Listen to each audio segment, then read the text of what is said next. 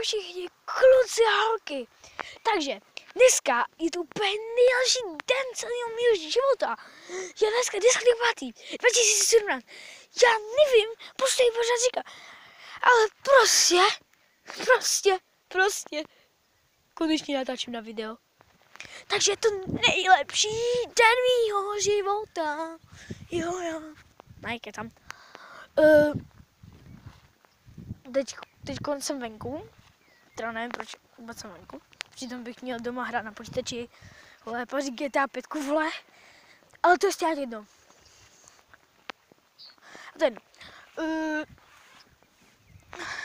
Něco si řekneme. Jo. Řekněme si. Že Vláďa, můj nejoblíbenější jakoby youtubeři jsou Vláďa Videos, Vodopád a potom asi Vláďa TV. Nejhorší jsou teda Fetty Pillow, sorry Fetty, ale Fetty Pillow, tak úplně na prdě, úplně na piču, vole. No a prostě, už nevím potom, třeba, Mike Saves, vole. Ne, a Smusa, ne, čekej, nejlepší youtubeři, kteří prostě jako natáčí, dají parkour a tak. Nejdřív je Vláďa, úplně Vláďa, sami Vláďa. Potom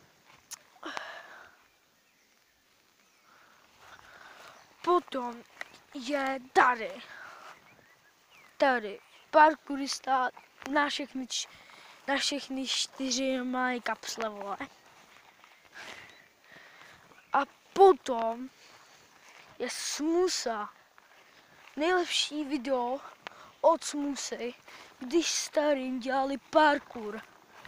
Když hráli Horse. Jestli to neznáte lidi Horse, tak prostě to jsou třeba, můžou být jenom 2 členové té hry. Jenom třeba 2 nebo nevím, třeba víc.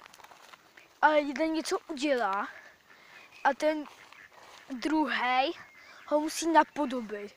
A když to má 2 pokusy, a když to nedá na jeden, to má potom ten druhý. A když to nedá ani na ten druhý, tak má H. A když tohle nebude dávat pořád, tak má O, R, S, E. A tím jakoby prohrál celou hru. A takhle to hráli a bylo to úplně nejlepší video. A s Vláďa Videos, ten když natáčel nejlepší video, mám jedno. Nejlepší. Příběh, když